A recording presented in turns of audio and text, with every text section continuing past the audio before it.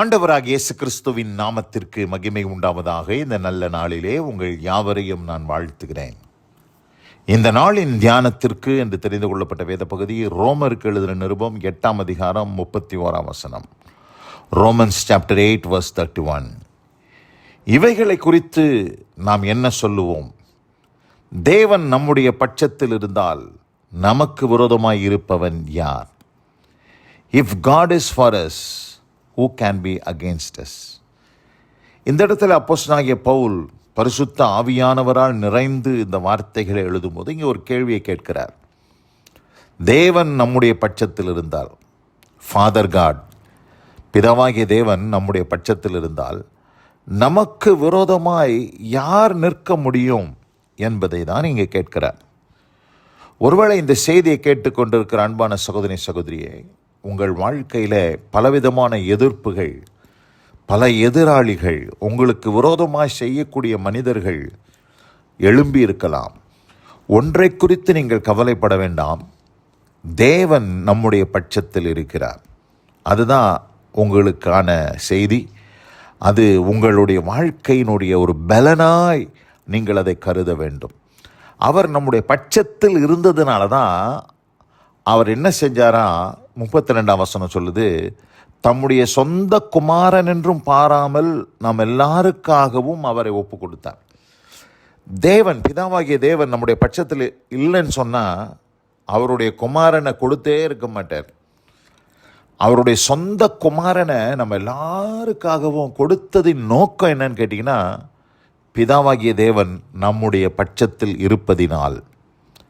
அது மாத்திரமில்லை, அதே 32ஆம் வசனத்தில் சொல்கிறாரு, அப்படி தம்முடைய சொந்த குமாரனை கொடுத்தவர் அவரோட கூட மற்ற எல்லாவற்றையும் நமக்கு அருளாதிருப்பது எப்படி? குமாரனே கொடுத்திருக்கும் போது குமாரனோடு கூட மற்ற எல்லாவற்றையும், உங்கள் வாழ்க்கையில் வரக்கூடிய இன்னல்கள், சோதனைகள், துன்பங்கள், எதிராளிகள் எல்லாவற்றையும் ஆண்டவர் பார்த்துக்கொள்வார். இந்த இடத்துல நம்ம பார்க்கிறோம், பிதாவாகிய தேவன் மாத்திரம் நம்முடைய பட்சத்தில் இல்லை, இங்கே யாரும் நம்முடைய பட்சத்தில் இருக்கிறாரு அப்படின்னு நம்ம பார்க்கும்போது 34ஆம் வசனத்தை வாசிக்கிறேன். இதே ரோமர் 8:34. ஆக்கணைக்குள்ளாக தீர்க்கிறவன் யார்? கிறிஸ்துவே மரித்தவர்.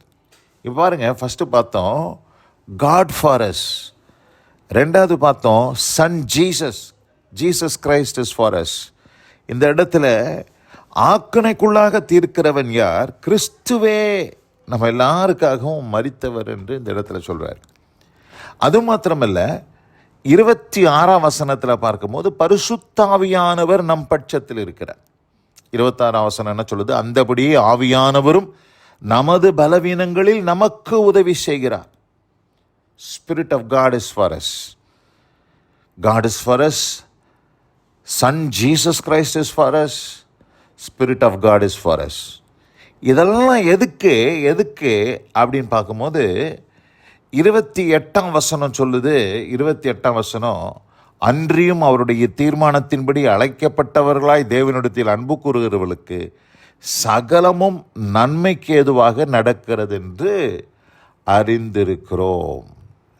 எல்லாவற்றையும் ஆண்டவர் நன்மைக்கு ஏதுவாக மாற்றுவதற்காக ஆண்டவர், God is making all things work for us. எல்லாவற்றையும் நமக்காக நன்மையாய் முடித்து தருவதற்காக தான் தேவன் இருக்கிறார். இந்த அருமையான இந்த நல்ல நாளில் கூட இந்த வசனத்தை கேட்ட அன்பான சகோதரியே, உங்கள் வாழ்க்கையில் உங்களுக்கு வந்திருக்கிற எதிராளிகள், உங்களுக்கு விரோதமாய் வந்திருக்கிற போராட்டங்கள், நெருக்கங்கள், இவைகள் எல்லாவற்றிலும் தேவன் நமக்கு கொடுக்குற ஒரு பெரிய அஷூரன்ஸ் என்னன்னு கேட்டிங்கன்னா, God is for us. நம் பட்சத்தில் பிதாவாகிய தேவன் இருக்கிறார். Christ is for us.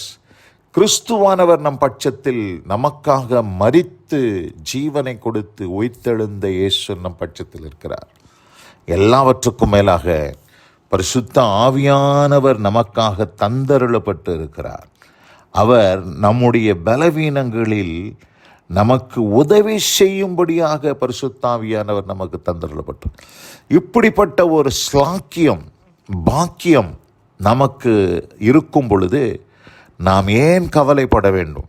நாம் ஏன் பயப்பட வேண்டும், நாம் ஏன் கலங்க வேண்டும் என்பதுதான் இங்கே கேட்கப்படுகிற கேள்வி. அதை தான் சொல்றார். இவைகளை குறித்து நாம் என்ன சொல்லுவோம்? தேவன் நம்முடைய பட்சத்தில் இருந்தால் நமக்கு விரோதமாக இருப்பவன் யார்? ஒன்றும் உங்களை சேதப்படுத்தாது, ஒன்றும் உங்களை அணுகாது.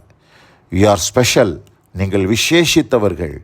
ஆதலால் பிரியமானவர்களே, தன்மையான இந்த நல்ல நாளில் கூட வசனம் கேட்டவங்கள் ஒவ்வொருவருக்கும் தேவன் அப்படிப்பட்ட அனுபவத்தை தந்தருளி ஆசீர்வதித்து, பிதா, குமாரன், பரிசுத்த ஆவியானவர் உங்கள் பட்சத்திலிருந்து உங்களுக்கு உதவி செய்ய வல்லவராயிருக்கிறார்.